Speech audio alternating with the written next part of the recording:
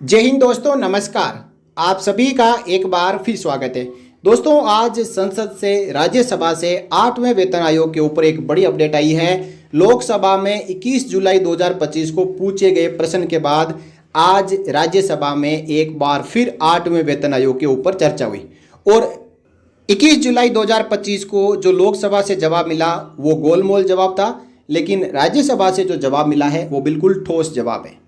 तो आइए दोस्तों, आज राज्यसभा में किसने किससे प्रश्न पूछा और किसने जवाब दिया, जिसमें बताया कि 8वें वेतन आयोग की टर्म्स ऑफ रेफरेंस क्या हो सकती है।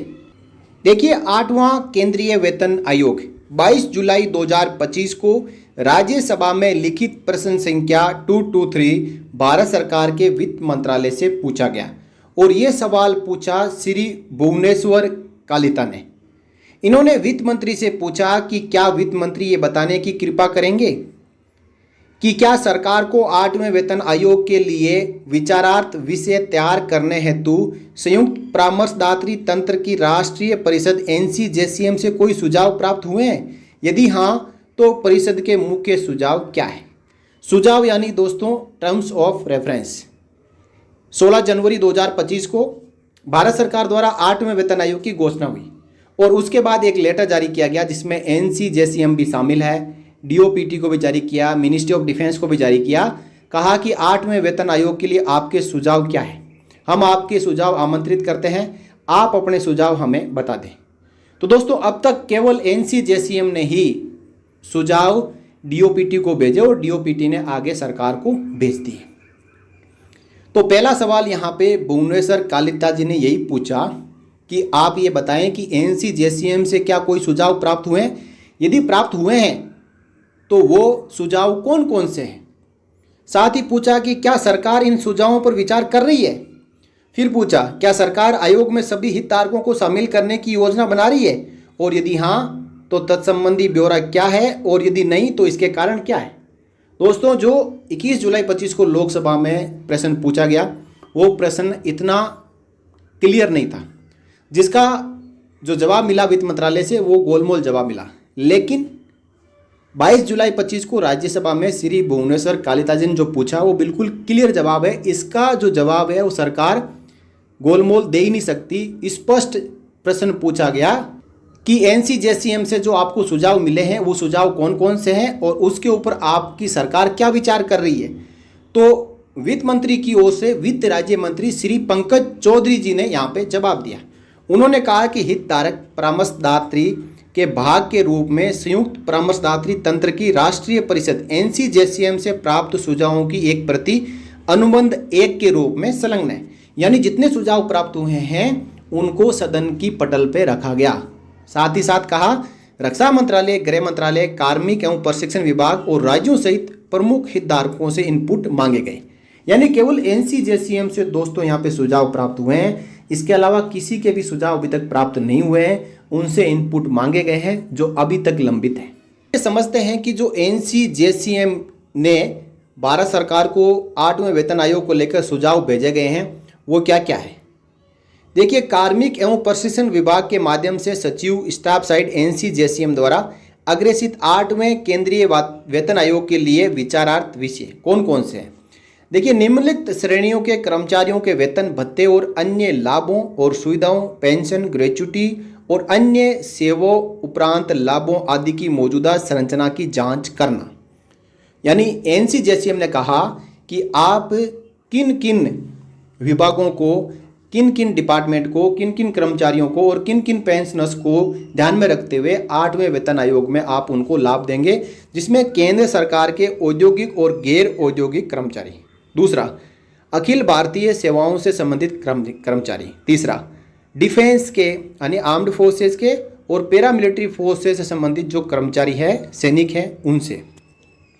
नेक्स्ट है डाक विभाग से संबंधित ग्रामीण डाक सेवक कहलाने वाले कार्मिक। नेक्स्ट है केंद्र शासित प्रदेशों के कार्मिक, भारतीय लेखा परीक्षा ऑडिट डिपार्टमेंट और लेखा विभाग के अधिकारी और कर्मचारी। नेक्स्ट है उच्चतम न्यायालय के अधिकारी और कर्मचारी, हाई कोर्ट के, संसद अधिनियम के तहत स्थापित विनियामक निकायों, RBI को छोड़ के उनके सदस्य। RBI का अपना अलग से वेतन का मैटर होता है जो RBI फिक्स करती है। और केंद्र सरकार के स्वायत्त निकायों और संस्थाओं के कर्मचारी। इन सब के लिए 8वें वेतन आयोग के ऊपर सरकार से गौर करने के लिए और इनको शामिल करने के लिए और शामिल रखने के लिए यहाँ पे सुझाव भेजे गए। साथ ही कहा गया है कि दिनांक 1 जनवरी 2026 तक उपयुक्त केम में उल्लेखित केंद्र सरकार के कर्मचारियों की श्रेणियों के लिए व्यापक संशोधन वेतनमान पर विचार करना। यानी जितने यहाँ पे केम में लिखे हुए हैं, कुल मिलाकर 9 विभाग है, अलग अलग फील्ड है, इनके सभी केंद्रीय कर्मचारियों के लिए 8वें वेतन आयोग पर विचार करना, ऐसा NCJCM ने सरकार से कहा था।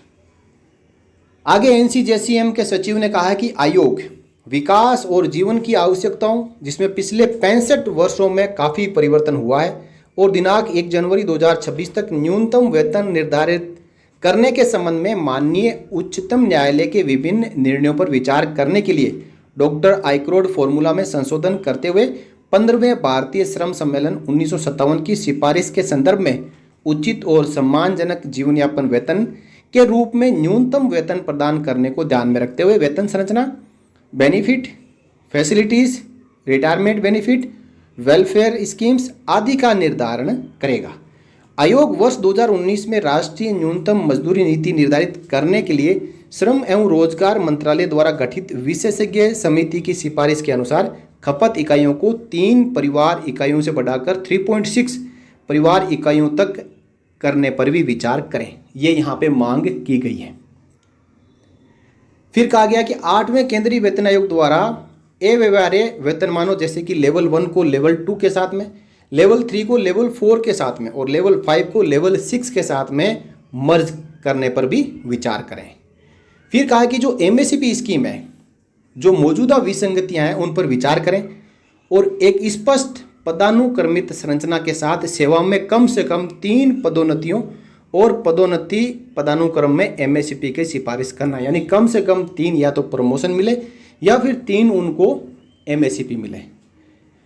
उपरोक्त केम में उल्लेखित केंद्र सरकार के कर्मचारियों और पेंशन भोगियों को तत्काल स्वीकृत की जाने वाली अंतरिम राहत निर्धारित करना। यानी जो तुरंत बेनिफिट देना है वो तुरंत डिसाइड किया जाए और बेनिफिट दिया जाए। वेतन और पेंशन में तत्काल विलय किए जाने वाले महंगाई भत्ते और महंगाई राहत का प्रतिशत निर्धारित करना। यानी जब 50% से ऊपर DADR पहुंच चुका है तो इसको बेसिक पेंशन और वेतन में मर्ज किया जाए, इसको लेकर इसका जो परसेंटेज है वो डिसाइड करना। नेक्स्ट है विसंगति समिति की बैठकों और संयुक्त परामर्शदात्री प्रणाली JCM की बैठकों में कर्मचारी पक्ष द्वारा उठाई गई 7वें वेतन आयोग की विभिन्न विसंगतियों का समाधान करना। 7वें वेतन आयोग की बड़ी विसंगतियां हैं, जिसमें जो फिटमेंट फैक्टर है वो भी 7वें वेतन आयोग में कम डिसाइड किया गया था, उसको भी बढ़ाने पर विचार करने के लिए, साथ ही साथ जितनी भी एनोमलीज है उन पर विचार और उनका समाधान करना 8वें वेतन आयोग में शामिल करने के लिए यहाँ पे कहा गया है।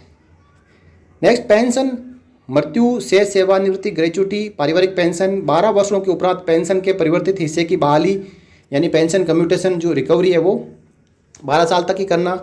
हर 5 साल के पश्चात पेंशन में बढ़ोतरी हेतु संसदीय स्थायी समिति की सिफारिशों का कार्यान्वयन। पूर्व एवं भावी पेंशन भोगियों के बीच समानता जैसे मौजूदा सेवानिवृत्ति लाभों में आवश्यक सुधारों का कार्य करना। दोस्तों यहाँ आप देख पाएंगे कि जो एक सर्विंग कर्मचारी होता है उसको हर साल इंक्रीमेंट मिलता है, लेकिन रिटायरमेंट के बाद ये इंक्रीमेंट नहीं मिलता है। इसलिए यहाँ पे मांग की गई है कि कम से कम 5 साल के बाद में पेंशन का रिवीजन हो, जैसा कि डिफेंस पेंशन इसके लिए OROP के तहत किया जाता है। अगली यहाँ पे मांग की गई है दिनांक 1/1/2004 या उसके बाद भर्ती किए गए केंद्र सरकार के कर्मचारियों के लिए CCS पेंशन नियम 1972 जो अब 2021 बन चुका है, इसके अंतर्गत परिभाषित और गैर अस्थायी पेंशन योजना की समीक्षा करना और उसे बहाल करना। यानी यहाँ पे ओल्ड पेंशन स्कीम की मांग भी 8वें वेतन आयोग के तहत की जा रही है। नेक्स्ट है CGHS ECHS से संबंधित मामले FMA पर संसदीय स्थायी समिति की अनुशंसाओं की सिफारिश करना तथा डाक पेंशन भोगियों सहित कर्मचारियों और पेंशन भोगियों को कैशलेस परेशानी मुक्त चिकित्सा सुविधाएं प्रदान करने की कार्यविधि की सिफारिश की गई है। साथ ही साथ कहा गया है कि जो स्नातकोत्तर स्तर पर बाल शिक्षा भत्ता यानी ग्रेजुएट लेवल तक और हॉस्टल सब्सिडी की समीक्षा करना और उसकी सिफारिश करना। अगली यहाँ पे मांग की गई है वो है कि वर्तमान परिस्थितियों में ऐसे आवश्यक अग्रिम जो एडवांसेज हैं बंद हो चुके हैं उनको फिर से शुरू करने के लिए यहाँ पे मांग की गई है।